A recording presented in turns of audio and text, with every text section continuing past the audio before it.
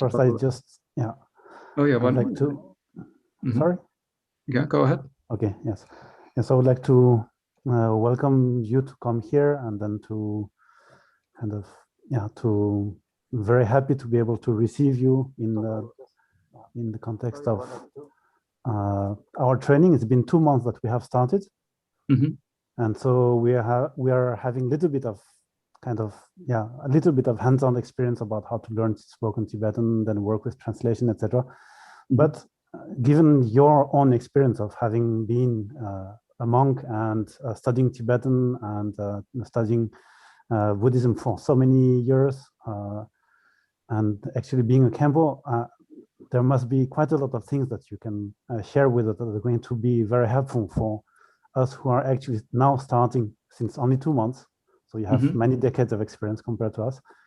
And so to share your experience, what was the greatest help that you had, how difficult it was in the beginning, what helped you, what didn't help. And yeah, and so yeah, we would be very happy to hear your experience. And then after, so about, I don't know, how much time do you think that we, what I was thinking about is about half an hour or 45 minutes. And then after, if then have some question and answer session. So yeah, that sounds good. Yeah. Great. Okay. Okay. So yeah. Good. So well, I'd like to thank you all. Well, first of all, for inviting me to participate. I hadn't known about Dharma Sagar primarily because I try not to pay attention to things I don't need to know about. Or probably I do need to know. I try to keep myself a little bit focused on what I need to do. And so I don't go around looking for these things, but I'm really delighted to hear that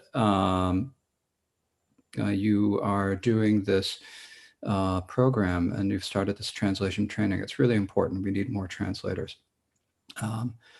And that's the other thing to thank you is for all of you for taking the time to do this program and to put it together, to learn and to get enough Tibetan and to get enough studies so that you can actually be able to translate well. So I thought about a few things to say as I was thinking about this over the past few days. And I wasn't thinking so much about my own training, but I think I can probably get a little bit of that in. But the first thing is, as we begin, we really need to start by thinking about our motivation. So our motivation now, I'd like to ask you all to please remind yourselves that when we engage in study and practice of translation, we're doing it hopefully to bring, your motivation should be to bring all sentient beings to Buddhahood. And the way we can do that is by making the Dharma available to them. And so in order to be able to translate and help sentient beings in that particular way, we need to learn how to translate. You need to study. We need to get ready to study. And so this motivation of bodhicitta is really important to really plant firmly in your mind at the beginning of any session when you're translating, and even at the beginning of any study session. It's a general Dharma thing, but it's easy to forget when we're doing something that seems like an academic study. So please remind yourself of the motivation of bodhicitta and think to yourself that we are doing this program, that we're doing this little talk today in order to bring all sentient beings to Buddhahood, to bring them all on a step. And so that leads to the first thing that I'd like to speak about, which is what I think is, what from my experience is the most important thing in translation is the motivation that we have going into it. If you have a good motivation for translating, then your translation has a better chance of turning out well. Now, of course, there are other factors, how well you know the material and so forth. But if you have a good motivation, then you will be able to actually take the steps necessary to make it a good translation. So it's really important that when we engage in translation activity, that we really keep the motivation of bodhicitta straight in our hearts. We just have to have it. It has to be very live for us when we're engaging in when we're doing a translation. Because if not, it's very easy for us to get caught up in intellectual exercises, or to look at it as in sort of a selfish way, as sort of not even selfish, but a kind of egocentric way. And we need to avoid that in the translation if our translations are going to turn out at all well. And there are a couple of reasons for this.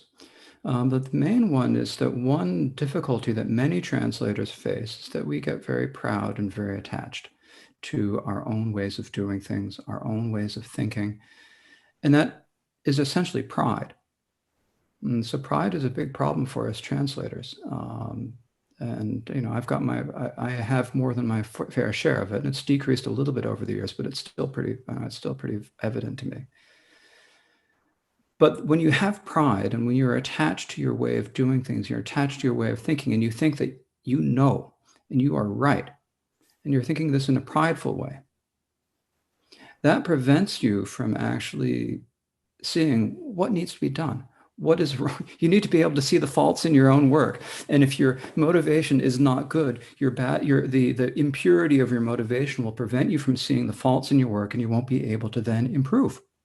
So you need to really be able to look at yourself and see your faults, see the faults of your work, in order to be able to translate well, whether you're doing this orally or whether you are doing it doing a written translation. It's really the same for both. And then in terms of learning translation, I started out doing a lot more oral translation, but a bit of written translation. Now I'm doing probably a little bit more time on written translation but still doing a fair amount of oral translation. And so I wanted to talk about the relationship between the two, because I think actually they're very important to go together. And to put it kind of simply, is if you are doing a written translation, you might get your own ideas about how things go, but you don't know how other people are going to react. When you're doing an oral translation in a smallish group, if you're doing it in a large group, if you're doing it over a medium where you can't see the people you're speaking for, it's different. But if you're in a group of, say, I don't know, translated for a group of between 10 and 100 students, and you're able to actually see the people in front of you, and you say what you think is just the absolute perfect word, and people say, you know, they don't understand it.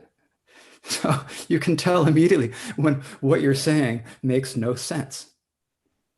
And when you're doing a written translation, you don't get that immediate feedback. So that is really one really helpful aspect about oral translation for helping written translation. But when you're doing oral translation, you know, it's very quick, and you haven't got a lot of time, and there's no chance to edit. So if you're doing oral translation, you have to, before you do oral translation, you have to have already learned how do you say things? How do you express things?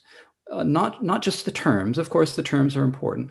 What is the meaning of the Dharma and so forth? And that, of course, comes from study, but really working it into your own language comes from working in written language. So you do written language, and you take these ideas that you think you understand in Tibetan, and then you try to get them down in writing, and you realize that you didn't quite understand them.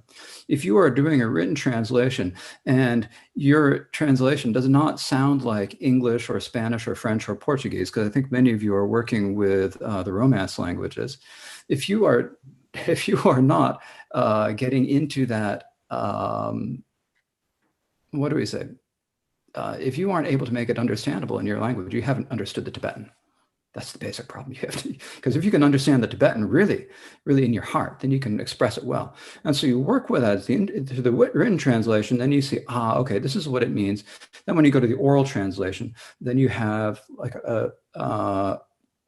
what do we say? A reservoir of ways to express things in your own language that then you can easily express when you're doing an oral translation. So the two work together, and I think it's really important for people, for translators, to do a bit of both. Now, some people are going to be better at one than at the other, but it's really important to do that. And so then For both of written and oral translation, the biggest thing we can do to get ready for it is to study. And so there are 3 levels of study that we need to do, or several different levels of study that we need to do, but basically 3. And these are first learning Tibetan. The second is learning the Dharma. And the third is learning your own language and learning the literary aspects of your own language, especially if you're doing written. And this doesn't mean that you necessarily have to have a university degree in anything, because actually I know some English translators who didn't go to university, but they speak beautiful English and they write beautiful English.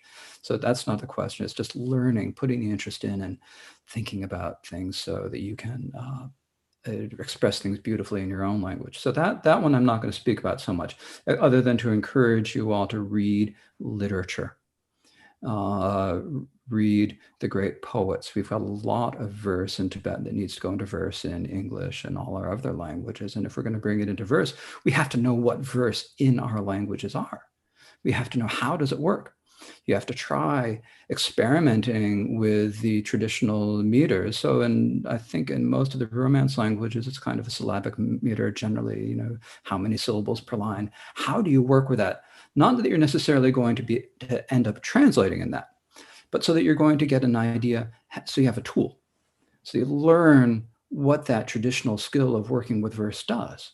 So that then when you bring things into language, you can get that feeling, because when you're working in verse, you've got the Tibetan that is in 7 or 9 syllables generally, sometimes longer lines, or you might be looking at the Sanskrit if it's a verse. There are particular rules about Sanskrit meter. There are the ways Tibetan verses work, and there are different styles of Tibetan verse, depending on whether it's a translation from Sanskrit or whether it's a song that was written in Tibetan initially. There are different styles of the verse. Well, how do you get that feeling in your own language?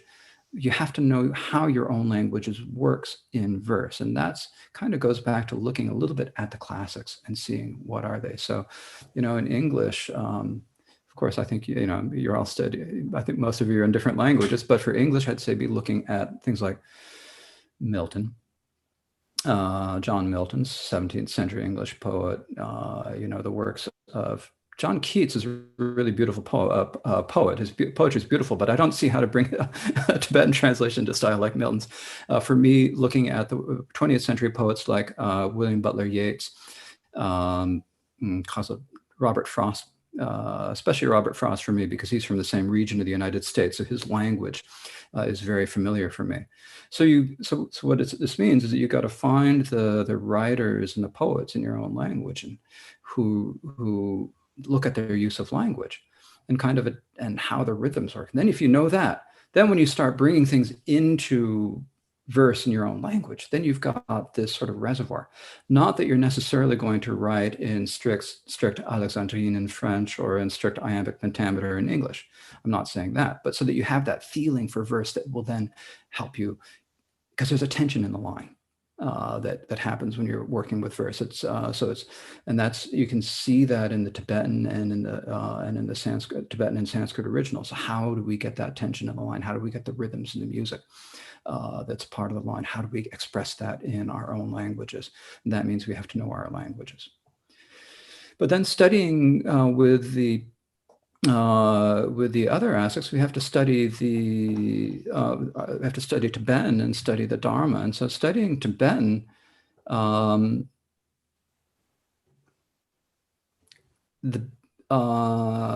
what's important with studying Tibetan, I'm not sure that the method is so important, but that you learn it in a way that it becomes a real language for you. There are a lot of translators working into English who translate without really having a good command of Tibetan. They can read and look things, but they can't actually speak.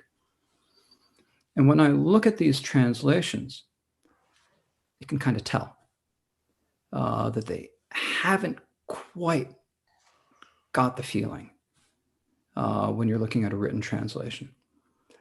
And so when you're trying to express, basically, I think it's something I said earlier, but it's a really good point. If you're trying to express something in your own language and you can't figure out how to express it, that means you haven't really understood it.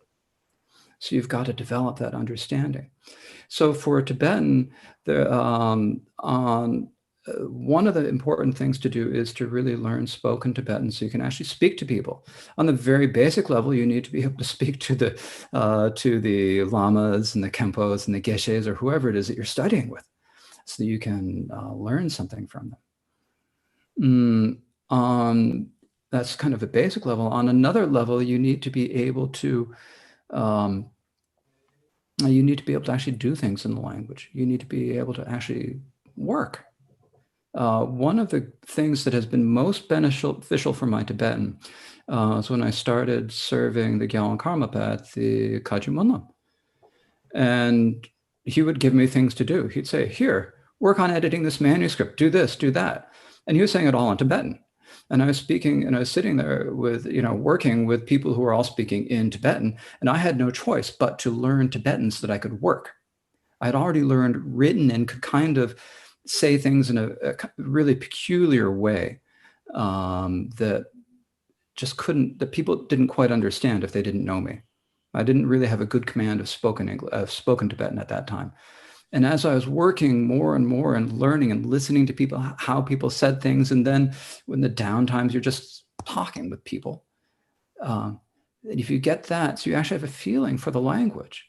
It's really important to have that feeling for the language. So developing that spoken aspect is really important. Of course, it's not so easy now in the time of a pandemic. So I don't know what you all are doing. So I'm not going to say too much more about that right now, other than that it's just really important. Then the second aspect I'd like to bring up is that I think it's really important to also read a lot in different styles. There's a tendency, I think, when we're studying the Dharma to kind of concentrate on the philosophical text, the treatises and so forth, because these are the main things that are studied.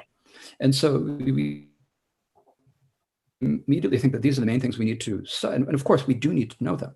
It's really important to know them, and it's important to understand the language. But if that is all you are reading, you're only learning a really small slice of a particular style of Tibetan language.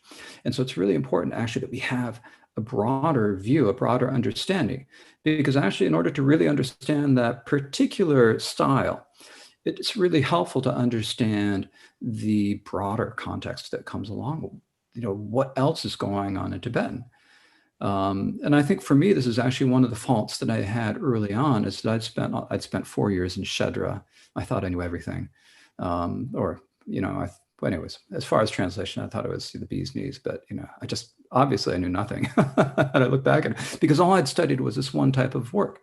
And you've got to be able to look at not only the philosophical texts, we also have to be able to read the Menga, and not just the Semging, because if you're reading Semging, all these Semging, then you're going to learn they all use the same examples, they all use the same terms, and you learn them, and it kind of becomes like a little game, a little puzzle.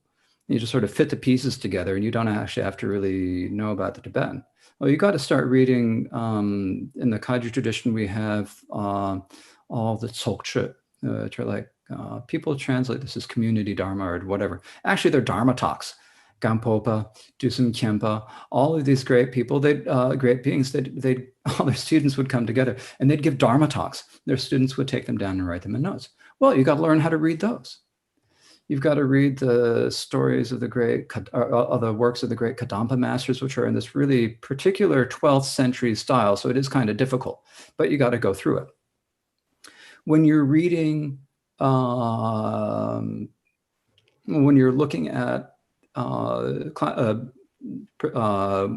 texts translated from the Sanskrit, it's important to sit down and read the sutras. Read the Kera, read the Jataka tales. There are a lot of fascinating stories there. You've just got to read them so you get some sort of style feeling. Another thing that really helped me, that is not going to be such help for you because you're all lay people, as I read what is it? There are 13 volumes of the Vinaya, and I read the first 11 of them. And the great thing about studying the Vinaya, it was great bedtime reading for about 2 years. I would just sit down and read a few pages every night. And, and the great thing about the Vinaya is that it's filled with all these stories. In fact, you've got the Vinaya Vastu, the topics of the Vinaya, the first 17 major topics of the Vinaya. It's 4 volumes. Of those 4 volumes, at least 2.5 of them are just stories. There's and then in the Lungchengze, what is it? Chodavastu, I think it's called in Sanskrit, the minor topics. There are another whole lot of other stories and all these great stories. You read the stories and get the history. It's like just absolutely, then you get a feeling for the language. It's not, the Buddha did not speak in some sort of artificial language. The Buddha spoke in the language of his time. It was recorded. Now, it was recorded and translated in Tibetan. And when we read it, and in Tibetan, they did it in kind of an artificial way because they were developing a language at that time. A very different situation than our current European languages. In Tibetan, they developed a particular language for studying, for translating. And they translated it, and it sounds kind of artificial compared to the more natural Tibetan, the more indigenous Tibetan, I should say. But if you read it, there's a lot there, and it could be really expressed really beautifully and really colloquially or really idiomatically, not necessarily colloquially, but really idiomatically in any of our languages. You just and so if you read, the more you read, the easier it gets. But and it's also important to read the namtar, but the namtar are really difficult. And the reason namtar are difficult is because they expect you to know who they're talking about. And it's always a risk, always a real difficulty figuring out who is what and what is saying to whom. And in the end, you kind of have to end up, really the only clues you get are the level of shesa and the verb. Other than that, you have no clues as to who's speaking. The Tibetans read them and they generally know who's being spoken about, although sometimes they don't. In English, we have to be really specific. I think in English, and I mean, I know a little bit of French, so I think in French, you have to be really specific. Who is saying? In Tibetan, forget it. You don't need to say. Everyone knows you're talking about Milarepa. Why bother saying Milarepa's name over again? Right?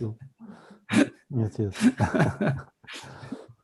Milarepa, yeah, of course he's speaking to Marpa. So who else would be speaking? Well, how do you know which is Marpa and which is Milarepa? It's by getting used to the language and seeing, well, what verb do they use when it's Milarepa speaking? What verb do they use when it's Marpa speaking? And you look at that and you get used to it. And then, but it takes a lot of time and a lot of reading. So the more you can read in the different genres, the better preparation you're going to have, the better background, the better grasp of Tibetan as an actual living language. Sometimes people separate Tibetan, classical Tibetan and colloquial Tibetan as if they're entirely different languages.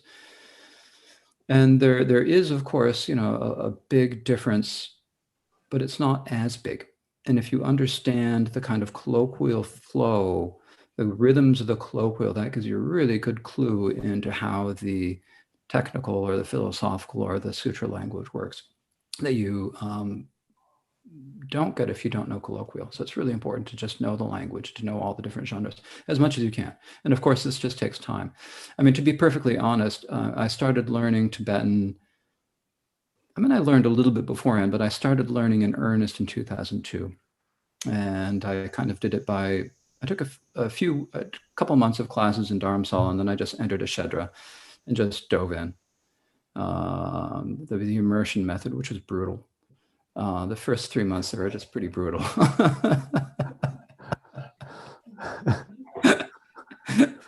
but it got better. And then, with continuing, then working as a translator, and Kenshin Changpa Rinpoche is my root teacher, one of my root teachers, and he's just, been so kind to me. And without him, I wouldn't be able to do any of this. Or without the karma, I wouldn't be able to do any of the, but it's really because of that. Then going through it took a long time. The point that I was trying to get to before I got distracted by thinking about my teachers was it takes a long time. I actually feel like it's only really been in the last 4 years that I've really getting a feel for Tibetan. And I don't even think that my feel for Tibetan is close to my feel for English. And it's not a native person's feel for Tibetan. There's still a lot of, in English, if you throw, not a scientific term, but if you throw an obscure old English word at me, I get a feel for it, even if I don't know exactly what it means. In Tibetan, I don't quite have that yet. So it takes a long time. So you shouldn't expect that you're going to finish a couple of years of study and then have, a really strong, you might have a basis, but you won't be all the way there. So you got to keep going.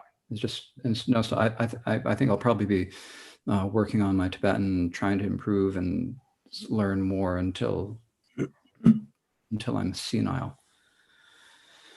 Okay. Which might come sooner than we think. Who knows? If I don't die first. Okay, then the last thing, I'm going on for a long time, aren't I? And the last part about is to study. Actually, maybe I don't need to see so much about this because it's really important. If you're going to translate something, you have to know the topic.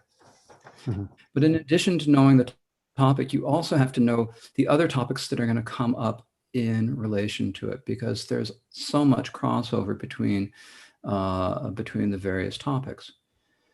So it's good, if at all possible, it's good to study at least 4 of the 5 great philosophical texts. So for you all to study the Abhidharma, the Madhyamaka, Prajnaparamita, and the Pramana. It's all really important to study those, but especially the first 3. And among them, the one that is most important for us translators is Abhidharma. Because if you really want to know what the terms mean, you have to study them in Abhidharma. You have to learn the Abhidharma. To give an example of this, you might think, well, I'm going to translate the songs of Milarepa into my own language. Right? I don't need to know Abhidharma for that. There's songs, spiritual songs. I don't need to know Abhidharma. Well, when you come to all this, come to all the sections where he's talking about the Seper Gikeche, how are you going to translate that? What is he talking about? You don't know what the Seper Gikeche is, do you? Right? Where are you going to learn about that? Chapter 8 of the Treasury of Abhidharma? That's where you look for it. Or is it in chapter 7? I don't remember which one. I better learn quick. I'm supposed to teach that passage, that portion of the text later this summer or this spring. So you've got to learn the Abhidharma. It's really important that you learn it. It's good to study it in your own language. And, I've done a little bit of teaching in English on it, but it's really important to look at it in Tibetan. And I really think, maybe I'm partial because I know it best, but I really think that Vasubandhu's Treasury of Abhidharma is just an amazing text. The root text is really very clear. I mean, it's clear once you know it. It's a great text. The auto commentary is a really wonderful resource. It's a great auto commentary. Yashomitra's commentary is just great. But it's kind of dependent upon the auto commentary. It's like a sub commentary on the auto commentary. And then, of course, in Tibetan there's the Chinze. In our Kagyu tradition, we have the Mikyo Dorje's Drupte Chijo, which is just another excellent. These are all great commentaries. But for me, I have a natural affinity for the Gyashum, for the Indian texts, and so natural. And that sounds so pretentious. I just find myself gravitating to the Indian texts when it comes to the studying the Abhidharma and so forth. So, but studying that is really important. So what do we say? So that's the study. So I'm not sure that there's much more to talk about that. And then the last thing that I sort of thought about going over was when we were actually doing a translation, and I know that some of you are actually working in translation. I know several of you personally. Some I've had some contact with in other ways. It's my first time sort of seeing you over Zoom, but I know that some of you are working in translation. Probably most of you are. And so when we're working in translation, what are the things we have to look out for? And basically, if you talk about the types of faults we have in translation, there are basically 3 different types of faults. And this comes from the Tibetan text. You've got just getting things wrong. I don't need to speak about that one because it's pretty clear. If you're getting it wrong, it's just a problem. Everyone knows that that's a problem, right? Yes. The second one Right. is the chepekyun. Chepa means missing. Mm-hmm. You leave something out. You miss a word. This is also easy to understand that it's a problem, right?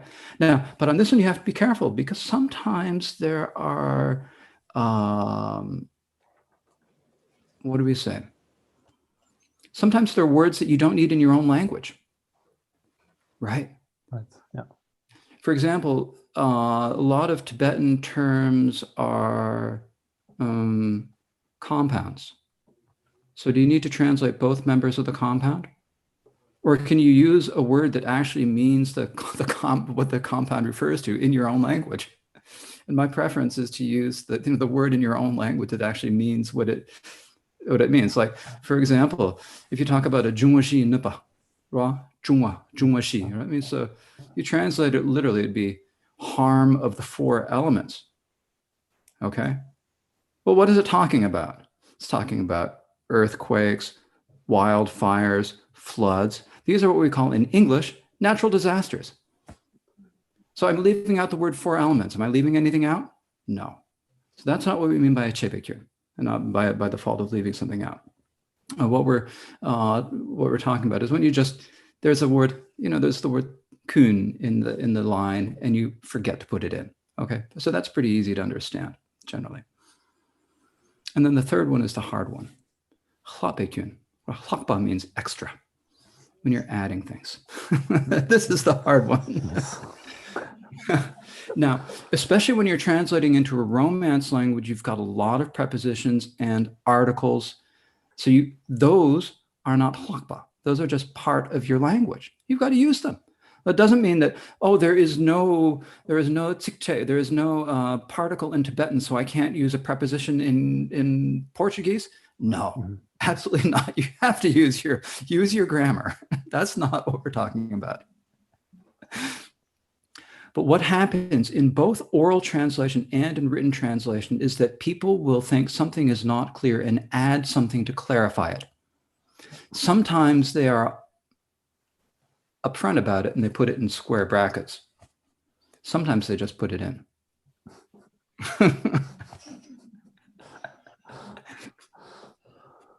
This is a big problem, and it happens a lot. I've been looking at some sema, some pramana, works of Tikanaga and Dharmakirti. And I remember being struck looking at a translation of 8 syllables of Sanskrit, 7 syllables of Tibetan, 3 lines of English.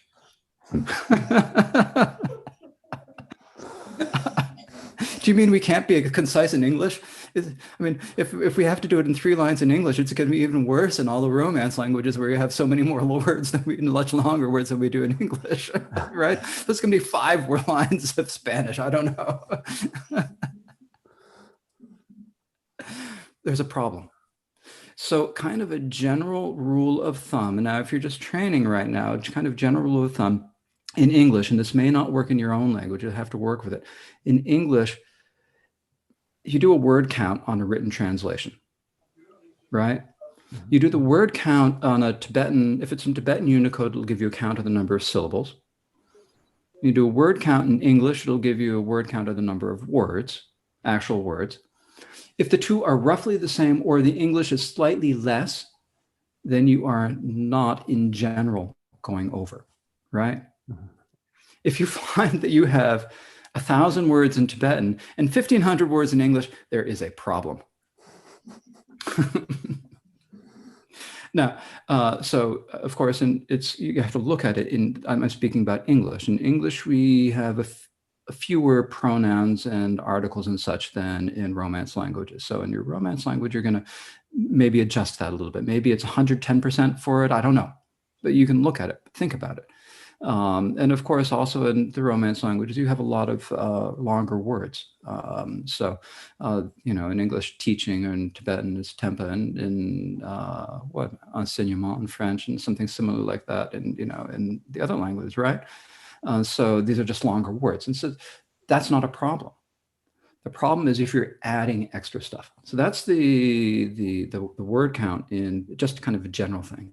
And then the other aspect, when you're doing an oral translation, you should go and look at your recordings afterwards. It's painful. I try to avoid doing it as much as I can.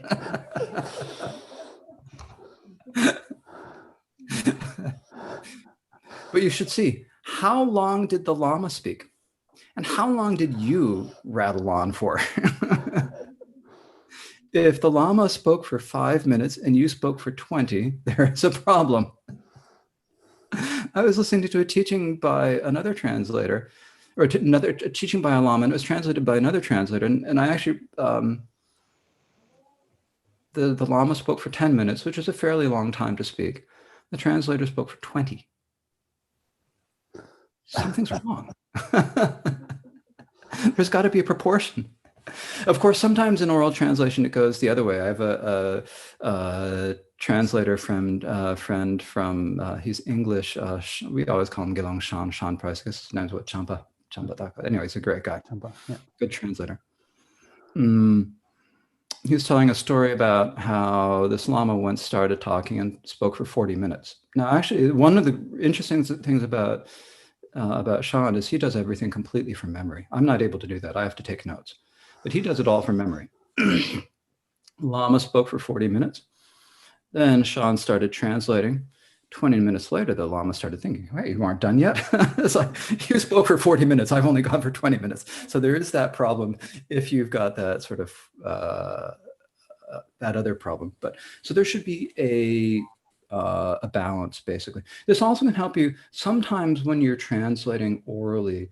It's you could express what the Lama said very, very succinctly, because, you know, with the Lamas, like with the Gyawan Karmapa, he often has a lot of going around in circles before he gets to the point.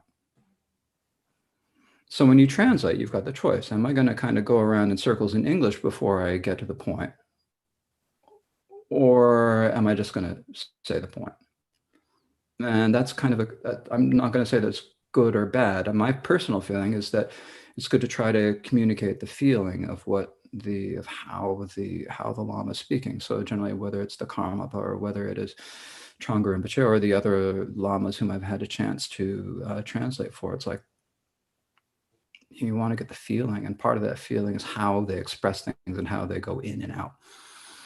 But that's got to come with experience. So, and I know that some of you have done a fair amount of translation already, and I imagine most of you have some experience. So you probably have a bit of a feeling of it. Some of you may be new at translation, but that is, what do we say? You know, that's just sort of things to think. These are kind of my own personal feelings.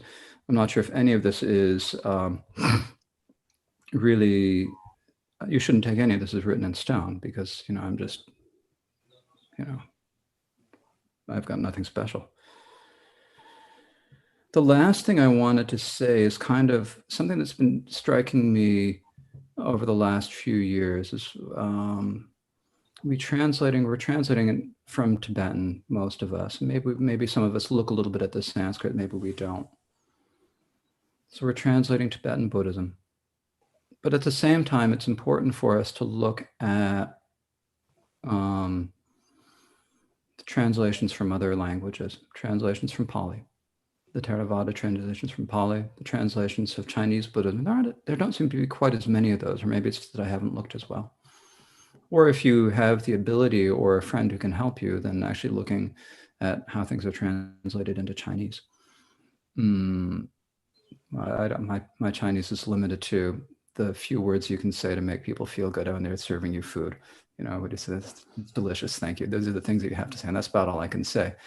But you know, I often pester my Chinese colleagues about what is this, and so how to, especially when we're thinking about that. And where this comes up is particularly in the level of terminology. We have one teaching of Buddhism, and it comes originally from probably not Pali, probably not Sanskrit really, but really the languages that people spoke in India 2,600 years ago, the colloquial languages, some of which were then translated in Sanskrit, some were translated in other languages and kind of translated in all these related languages. And then they've been translated in many different ways. And so that's really what we're looking at when we're thinking about translation. So when we're picking terms that we're translating, then we have to be careful to get terms that are actually not just going to be specific to Tibetan Buddhism. To give an example of this, there's the word kunshuk sum, and in Sanskrit triratna. And so if you look at all the translations from Pali, they're going to either say triple gem or 3 jewels. If you look at the translations from Chinese, they're mostly going to say triple gem. The 3 jewels is found in some of the translations from Chinese into English, that is, at least that I've seen.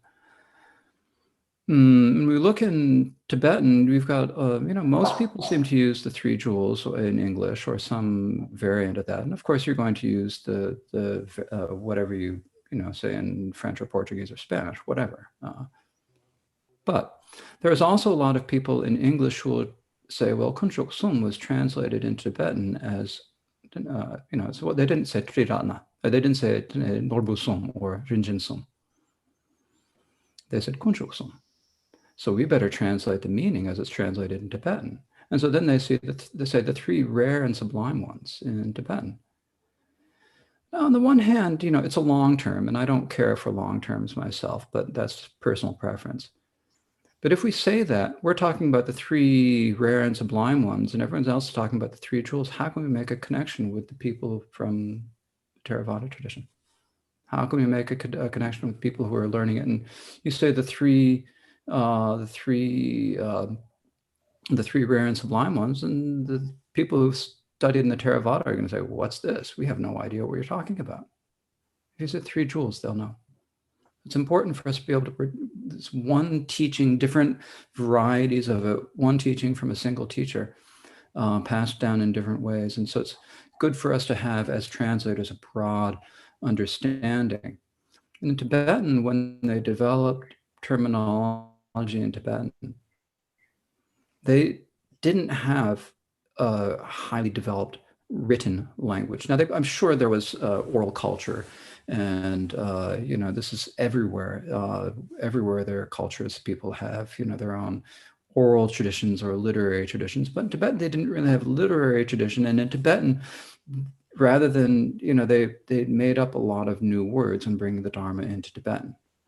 But in English, I don't feel we can do that. And so, in your other languages, you have to judge for yourselves. I can't say what's going to work in another language, but in English, it's actually easier for us to adopt a word from Sanskrit.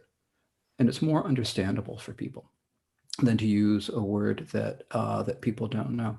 For example, if you, what would be a good example? Well, the three rare and sublime ones would be one. But also, if you're going to translate the word Buddha, if you say Buddha in English, everyone's going to know what you're speaking about. You say samsara in English, everyone's going to know what you're speaking about. Nirvana, people are going to think they know what you're speaking about, although they won't actually know.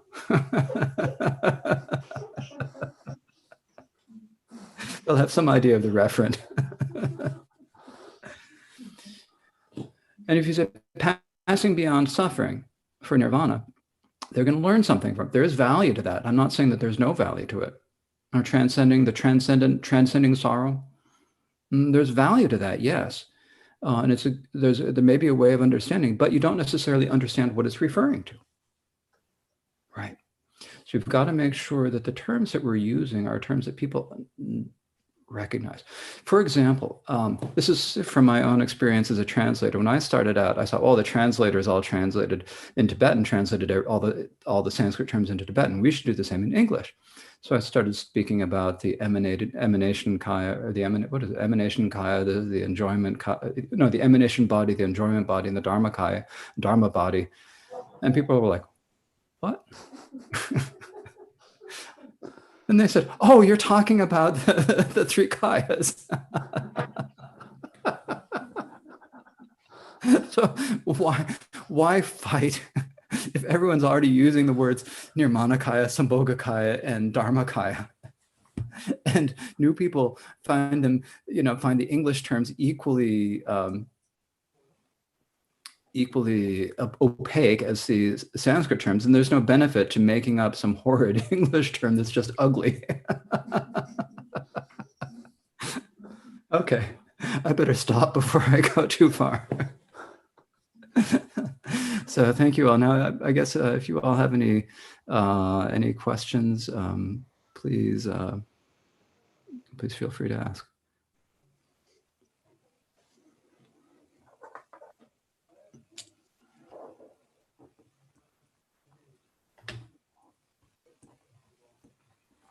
Okay.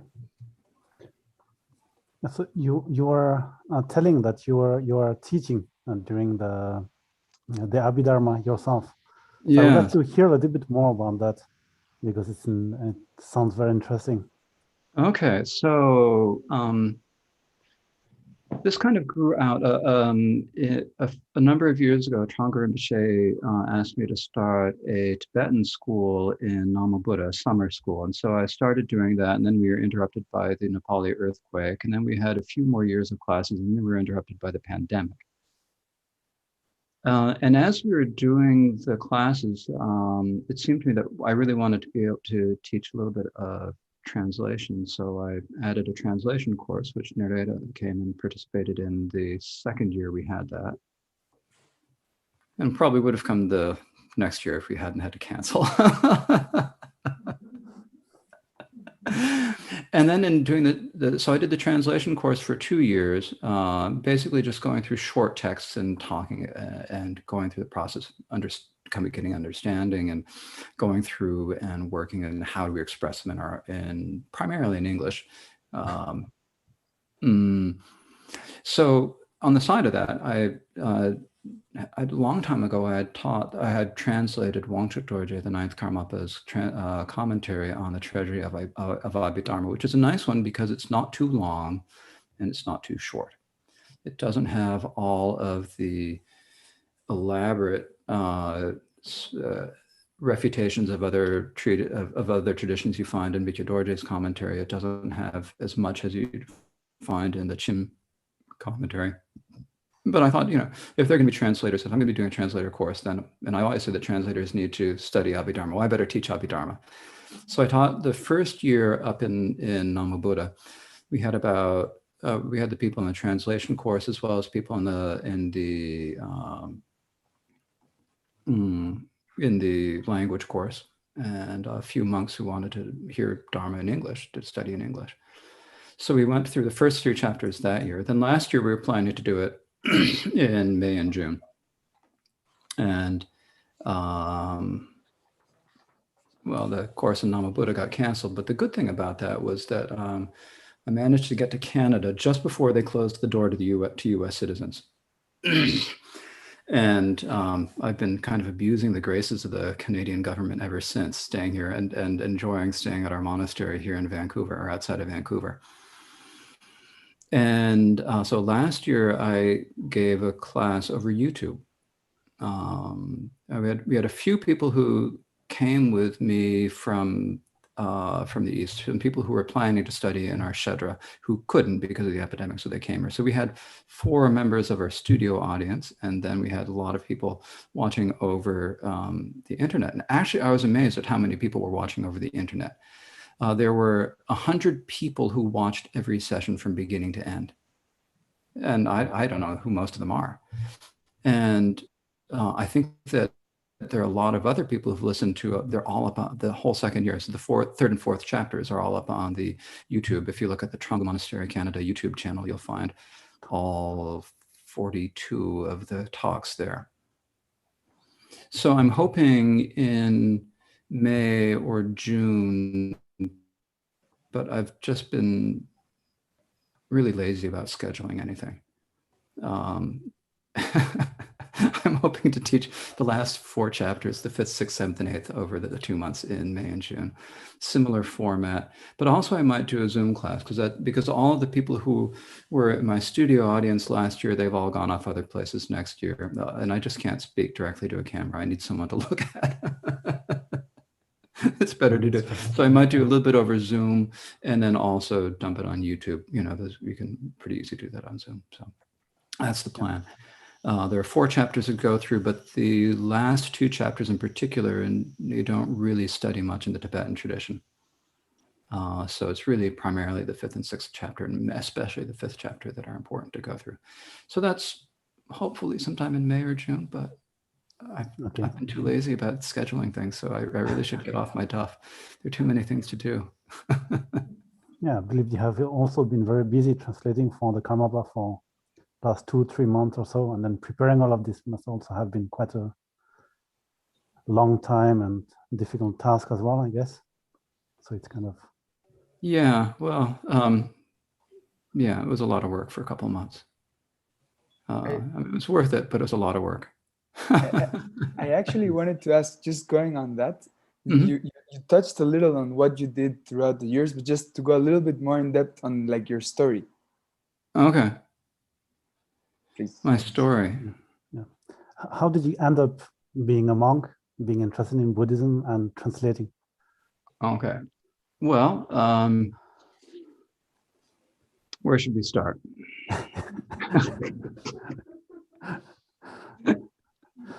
I was married. My wife left me. I was depressed. I found Buddhism. I met Trungpa Rinpoche. So he came to the United States every year in the 1990s. And so a friend said, "Do you want to go to a teaching?" I said, "Sure." And I met Rinpoche and made a connection. And a few years later, in 2001, Rinpoche said to me, "You should go to Nepal and learn Tibetan and become a translator." And I had never, I had a job, I had a business, a freelance business doing music publishing, music typesetting, music engraving. And I knew I wanted to get a new job. And then Rinpoche said, "Be a translator." It's like, okay, I didn't even have to think. I went home. I told a friend told a friend, and the friend called me up and said, "I hear you're selling your house."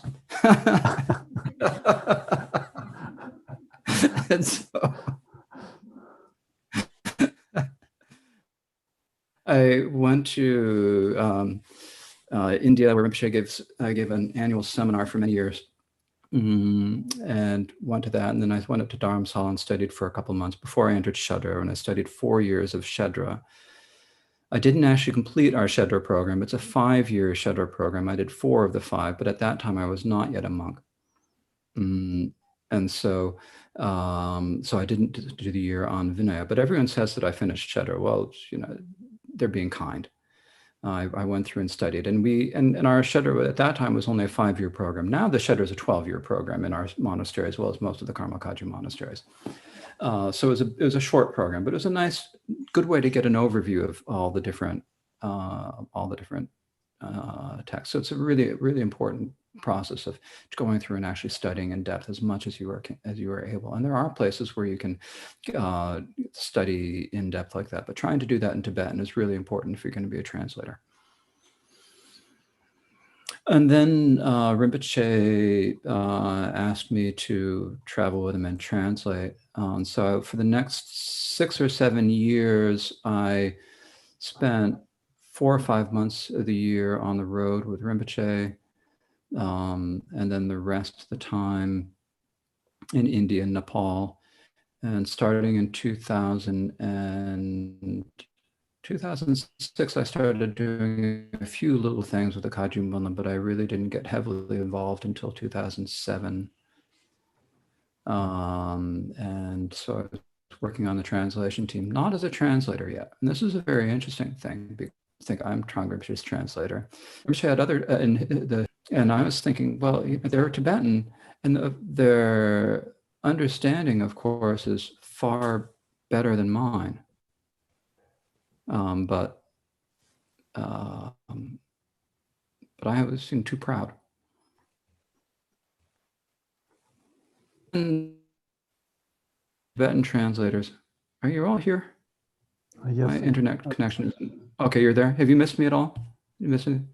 Anyway, the last sentence. Yeah, the last sentence. The last one or two sentences. Yeah. Okay. So basically, I spent a number of years thinking I should be translating, and His Holiness was getting other translators to do it. Then finally, it was when I said to myself, "Okay, forget it. I'm going to give up any thought of translating for His Holiness. All I'm going to do is serve him doing whatever he wants me to do. I don't care if I'm not translating. I'm through with worrying about that." The next year, His Holiness started asking me to do translation.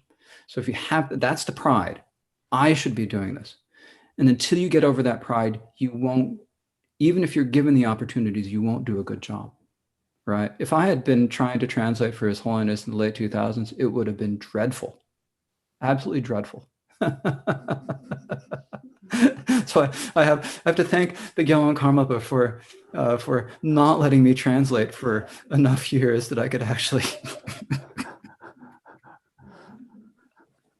It's like that's the message that we have, and so then working on that, and over the time in Shedder, I'd studied the Abidarma, and I found it very interesting, much more interesting than I thought it was going to be, and I was looking at it in Shedder, so I thought, well, actually, I could try to do this in verse. So I started experimenting with translating in verse and went through a few drafts, and then eventually also translated Wangchuk Dorje's commentary. And that's the book Jewels from the Treasury. That's my first sort of big translation that came out. It needs to be revised. There are problems in it. I'm aware of the problems. It needs revision, but it's okay. It needs revision. It's not definitive translation yet, but it's something that we can work with. And then so working from that, what do we say? Working from that, then, I eventually I've done more written translation and so forth. But basically that's the process. I hope that was enough of a, yeah. Okay. I think Angelica has her hand up. Yeah. Yes, Khenpo. So very nice to see you. I have a quick question. How do you feel about translation in a group, like the Padmakara group, as opposed to just doing one translator doing a full long length text translation? Oh yeah, this is really important. Actually working in a group is great. It's really important, because when you are just doing it on your own, you have your own ideas and you don't see the other person's doing. Now the size of the group, and you have to have the dynamic of the group and people working together. You have to be compatible. You have to be able to get along with each other and have similar goals in your translation. There are various different styles of translation. I've got my style, and in our Munam translation team, we've got some people with some similar, like particular Lama Eric Tribelhorn. We have similar interests, but different ways of expressing them. But the important point is that when you are translating, even if it's a translation you're doing on your own, it's important to have other people read it in your own language. People who are going through it and saying, this doesn't work, I don't understand what this is happening. If you also have the chance, and this is much harder to get in my experience, it's hard to get a Tibetan to go through a text with you. They just don't have a lot of time or patience for it generally, to go through it at the level. Even if they have the time or patience, they don't understand the questions. You're asking about this word is clear. It's clear to you, it's not clear to me, it's the, right? But really going through with other people and getting feedback is really important, because they'll give you, we get stuck in our own ideas. And when you're stuck in your own idea, you're not going to do good work. Now, I know the people at the Nalanda Translation Committee pretty well. I know them. And I've had a lot of correspondence and done some collaborations with them over the years. And the way they work is like they have a lead translator for every project, and then everyone else will kind of contribute and go through things. But they've always got like a lead person and then other people looking at it. And so with the other groups, we have a small group of Rinpoche students. We call ourselves the Trangu Dharmakara. translation collaborative. We've done a few things, mainly transcriptions of Rinpoche's oral teachings. And then with the Kajun Mulam group, we've got a few translators, primarily Lama Eric and me at this point, but also some other people who we go to for editing and so forth. But having other feedback is really important.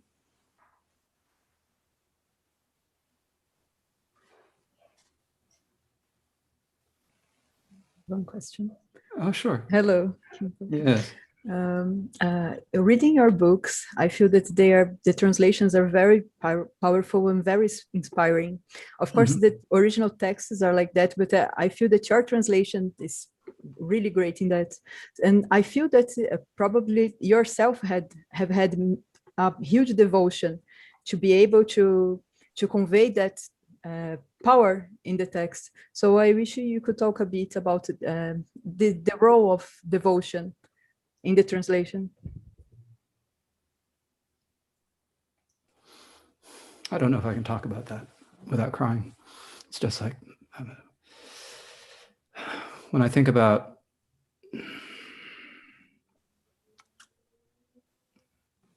when I first started translating, I was translating orally. At first, Rinpoche, just Trungpa Rinpoche, let me do what I was going to do. Then every once in a while, he'd give me like, try this. And it would work. Surprise. And then I'd say, try this. And it would work. Do this. And, every few months, he'd give me an instruction. And it was so helpful in the translation process. Not only that, in the beginning, before I had absolutely no thought of it. I thought, oh, maybe I'll go off and become a school teacher because I'll have summers off and can do Dharma practice in the summers. And Rinpoche said, be a translator. Okay. So, he picked me and he did that. And and then, for the last 19 years, essentially, he's supported me. My food, my clothing, the building. Here I am in Canada, in this beautiful monastery. Why is it here? It's because of Trungpa Rinpoche. So it's like everything, comes from Rinpoche. And then, to be able to work for His Holiness and to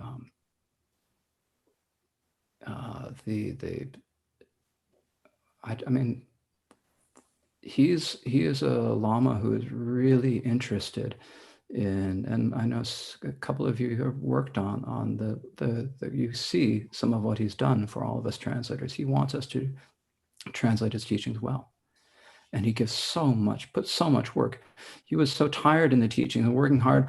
If he had just been teaching for himself, he would have done research, but he wouldn't have prepared nearly as much as he did because he knew that he wanted us to translate. He wanted us to, and so to be able to serve someone who is treating me so, doing this, making, people look at the translation and say, oh, your translation is good. It's not me. I had nothing to do with that translation going well. It's like His Holiness gave me everything. And it's like, that's not me. I can't say that, it's not like I was just sitting there listening and hearing everything. And it's not. So it's all because of, Trungpa Rinpoche and the Karmapa that I'm even able to do any of this. And then when you think about, and you read the text and you think about what they're saying, and you just these people who had this motivation of bodhicitta and wanting to benefit people, and what are they doing? Why did they do this? How they say, looking at the way of the bodhisattva, the Chinju, I spent a few years on that project, and finally, book is finally being published this year. It's like, if you think about what did Shantideva do? Who was he like? You're looking at Abhidharma, with the Treasury of Abidarma, you've got the Vasubandhu is just an amazing master. And then, in particular, with the Treasury of Abidarma and with several other texts, you've got Bande Kawe Palsek. He was just an amazing translator. One of the first Tibetans to translate. And everything he did is just so clear. No Tsepe-kyun, no Hlape-kyun, no mistakes. You compare what he did with the Sanskrit, it's just perfect. It's like that. so to work with all of these materials that are so good, it's like, I'm so blessed to be able to have this opportunity to do it. So really, I guess what it's really coming down to is if we are going to be good Dharma translators, we have to do the best we can to be at least somewhat interested in the Dharma, at least. You know, we have to try to take the Dharma to heart as much as we can. And of course, we're ordinary individuals, and it's hard to really be like the great masters of the past. But how can we do this solely because of all of the root teachers who directly say, do this, and all of the lineage masters who've passed it down for thousands of years. And so that devotion is really, for me, I mean, if it comes through in the translation, then that's good. I mean, it's just, I can't help but have devotion for people who've been so kind for me. Otherwise, I'd be a school teacher in New Hampshire.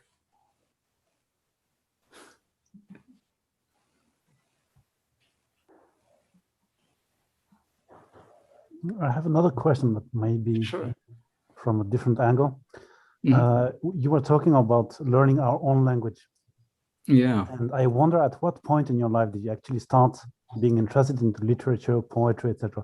Was it before you started thinking about Buddhism and translating, or after that? Well, when I was a child, I read a lot. And in English, I read a lot of prose. But when I was in my teens, I started getting interested in other languages. I started reading and learning other languages. I studied French in school and started learning a bit of Russian. And I got very interested in Russian literature. And when I was in college, I majored in Russian literature and music composition. So, and Russian poetry is just beautiful. Absolutely beautiful. So I first kind of learned, studied Russian poetry. Now, my Russian was okay back then, but I've forgotten most of it now. But the learning, how the Russian poetry, the structures of Russian poetry are similar on a certain level with the structures of English poetry. They're both written in accentual syllabic meter generally. Iambic pentameter is the most common meter in both of them. Now there are other things because the languages are different, but the rhyming schemes and so forth are similar. So that got me an interest in poetry, and then also an interest in some of the early 20th century Russian poetry.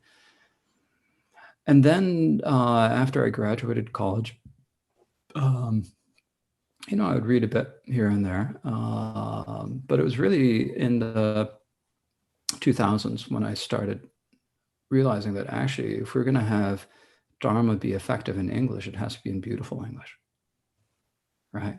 You can't have it just like boring technical writing all the time. It's got to be beautiful. We have to inspire people. Well, so how do we inspire people? So then I started reading a lot of poetry. I got a copy of the Norton Anthology of Poetry, which is a big standard college collection of poetry from the 11th century up until the 20th century. And they're always updating it every few years with a new edition to get more and more stuff in. And I would pick up some of the works of the great English poets. And, some of them are great poets, like John Milton was just an absolute master of English language, absolute master. But you can't really use his style so directly in Dharma translation. If you look at William Blake, I mean, of course, you guys aren't. I mean, you've got your people in, everyone in your own languages. I can't speak about them so much because, I'm okay. In French, I know about Rimbaud, Baudelaire, and who is the symbolist, Stéphane Mallarmé. But that's about all I can say. The names. I read the poems when I was in school, and I read some by other people whose names I've forgotten. But I can't say much more about that. And Spanish and Portuguese, I'm sorry, I just know names. But you have to learn, you have to study, and you have to see what works. So I would go out, and I'd pick up books of poetry and I'd read them.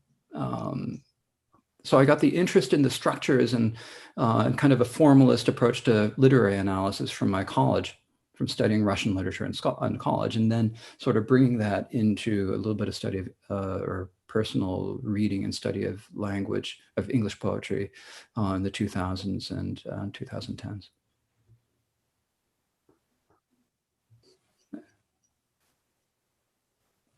Thank you. Okay. Can I ask a question? Sure. In terms of learning the Tibetan, now you mentioned our own language. I do remember you saying that, you know, at a certain point, like I had to improve the grammar. And I'm saying this because I think it's the case for many of us, probably. We get to a certain level and then we get a bit stuck. Yeah. Improve. And I do remember in that workshop translation, you mentioning you have to look at grammar. Yeah. But when I ask people teaching Tibetan, and I've been looking at my ladens, mainly ladens. Yeah. Mm-hmm. But when I ask people, they tell me grammar is not important. And even Khenpos don't know grammar. So what do you mean by when we study Tibetan, we need to really have proficiency in that grammar? Well, in the Tibetan grammar is kind of a funny topic because there are the 5 treatises written by Tumi Sambota and only 2 of them survived. And so they're like 3 of the 5 main treatises of Tibetan grammar have been lost and no one's bothered to try to fill in the gaps. But what's important, the important part of Tibetan grammar that you need to learn that's most difficult, well, first of all, there's the che work and understanding that a che is different than a preposition in English, that they have a much different range of functions. That they join not just words, but they can join sentences and even paragraphs. So they join any size unit. So you've got these, the different types, the laden, of course, but you've the laden and the cheja, the khazal, jalja. These are all very important to understand how they use in terms of linking in the different usages. But the part of learning grammar that is probably most important is the presentation of the verbs. And so you've got the chache tamidepa, chache tadepa, which are similar, but not quite the same as the transitive and intransitive verbs in English and in European languages. Similar. But also you've got the dusungi namsha, you know, the 3 tenses. And how are the 3 tenses used? And in particular, how do you make a noun from a verb? So when you want to take, you have the basic, the word tenba, right? Ba sata tatana ten, right? Tenba, teaching. It's the verb to teach. So how do you make the word for a teacher out of that? Well, you take the present tense, tunba, right? Now, of course, the tunba is only going to refer to the Buddha as the teacher, but it's like making that. So when you're making a verbal noun that refers to the person who does something, you use the present tense. Then when you're making a noun derived from a verb that refers to what is being done, then you use the future tense. So tenpa is like the teachings, what is being taught. So understanding that, and also, you know, the relationships between the different words, the different types of verbs, you know, in Tibetan, you've got a lot of pairs of verbs. You've got jolwa and dolwa, right? So jolwa with the sagadagara jana jula jul. You know, it's to liberating someone else. And you've got jolwa, gara dana jula jul, right? That's being liberated. So learning these kind of distinctions between them. Now, they're easier to learn at first written because it takes a while to hear the difference between jul and jul. Very difficult for us to hear the differences. And like with Trungpa Rinpoche, he can hear these differences very clearly. He can even make the differences between a jul with a bangwen juk and a bangwen without jul and jul. So I can't do it as clearly, but when he's speaking, it's clear and he hears it, right? So learning those distinctions and how the verbs work is very, very important. So the dusungi namsha is very important to study, and then understanding what the uses of the three tenses are, in particular, how nouns are made out of verbs, and that'll save you a lot of difficulty later on. Of course, you could go through and study something like the Situ Jachen, maybe as you get later on, you could take a look at that. There's a lot of interesting stuff in those texts, but probably going through some top, would be good at some point to get an idea of how it works. But the Tibetan official grammar studies in Tibetan are really incomplete, unfortunately. So you mean the grammar books that we have in English about Tibetan grammar, or? I haven't really looked at those enough in a bunch of years. I mean, they're like the Tibetan, they're the books for learning Tibetan that I've seen. Yeah, the Tibetan textbooks that go through, and they each have their own different presentation. And there's some good things in all of them. They all have different strengths and weaknesses. Like they're the ones by Franziska Ertel, is that her name? Which are those, but she's got a particular way of explaining things. There's some use there. There are other ones that are also useful. There's the, what is it? That big blue one. It's on my bookshelf in Namabuddha, and I can't remember what it's called. Blue Hacket. Huh? Blue Hacket, the Learning Classical Tibetan, the big blue book. Big blue book. It's not a classical Tibetan book. It was a colloquial book, but they all have. Anyways, it's probably good to look at them. But frankly, I mean, I didn't speak about this, but my impression of the dictionaries and grammars in English is that Tibetan dictionaries and grammars written in English is that they're not quite there yet. They're just not quite ready. They're helpful, but you got to take them with a grain of salt. So, yeah. And where do you get that grain of salt? Excuse me? Where do you get that grain of salt? What tells you? Or, oh yeah, you got it. Okay. What can help us? Yeah. Yeah, you just got to study and read and use and get used to it. And as you do that, you're going to get an organic sense of the grammar, and then you do a little bit of study and look at it and look at the native materials, the things that are written in Tibetan on grammar. And there's probably a lot more that that I'm not aware of. NT would know quite obviously NT is the expert on that. He's the one who studied most of it, but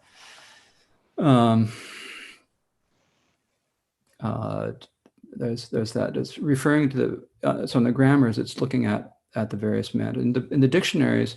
You've got to look at the Tibetan dictionaries and not the bilingual dictionaries. You've got to, if you want to find out what like we've got the dictionary, there's a Tibetan dictionary app, whatever, I can't remember what it's called. I use it frequently, but I don't look at the translations that are given generally, at least not first. I look at the definitions that are given in the Tsigze Chemo and the Dai Saji, because they tell you what the actual meaning of the word is. When you look at the English, what you get is the definitions written by people who asked their Lama, what does this word mean? And the Lama tells them, and so they write it down. And they may have been right in one context, but it's not like the full definition of the word. An example is the word kiwa. So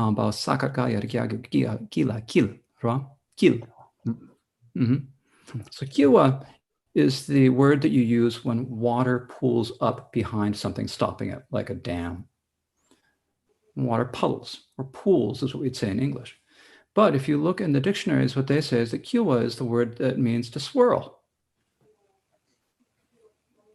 Yes, exactly. Yeah. Right? Yeah. So you've got to, yeah, that's why you have to look. Now, there are occasions where you use the word kiwa in the meaning of swirl. So you've got to learn when is it which.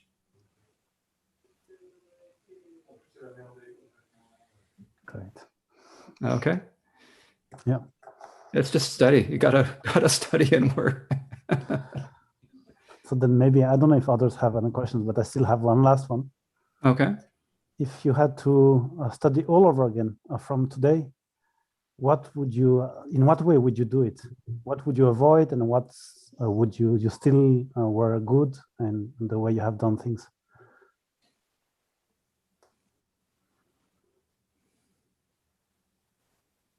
would you do it exactly the same way, or would you prefer to have? It wasn't so easy those first few months. If there was an easier way to do it. There's a lot more available now. There's nothing like Dharma Sagar. There's nothing like Asukya. In Dharamsala, there in 2002, there was the library and private lessons. And the private lessons always were with someone who actually wanted to get you to teach them English.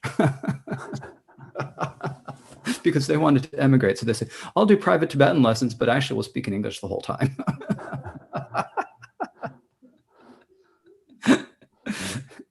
And so you had the library, and you had a few things. So there just wasn't as much. So I think that generally what I recommend to people now is that going through programs like the Asukya program.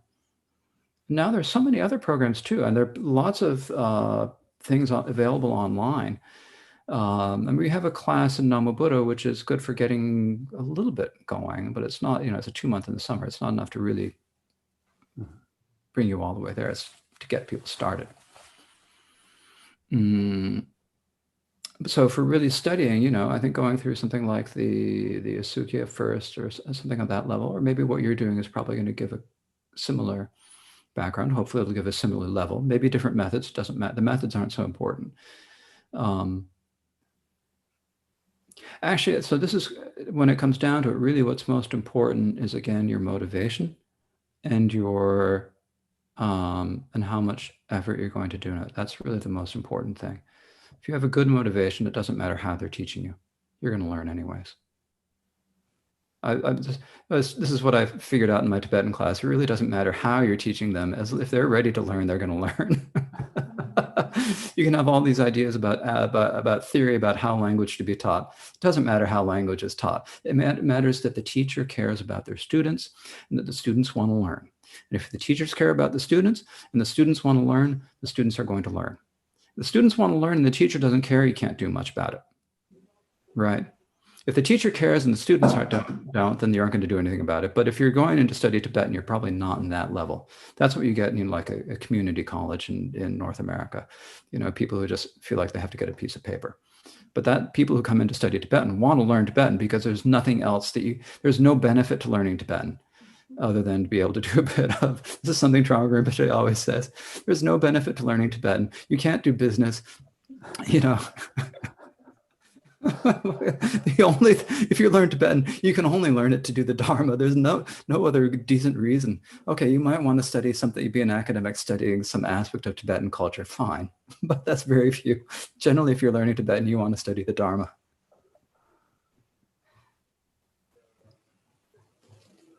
Okay. Thank you. Thank you. Great. So thank you very much. And I think at the end, we should, we've been spending the last hour and a half or so speaking and talking about translation and learning in Tibetan and so forth. And we began with thinking about our motivation. So let's close now by dedicating the merit, so that the merit of our discussing discussing translation and learning and study and preparation for translation. By this, may we be able to bring benefit, bring all sentient beings to Buddhahood. O sunam de tamje sepa ni tomne ni be janam tamje ni chega na ji balong trukpa yi sibe zole ro sho.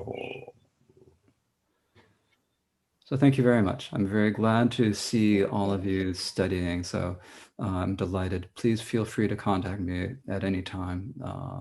I don't know what I can do. All I do is just blather on for a while, but if I'm able to help any of you, I'm glad to do whatever I can. Thank you very much. Thank you very much. Thank you so much. So much.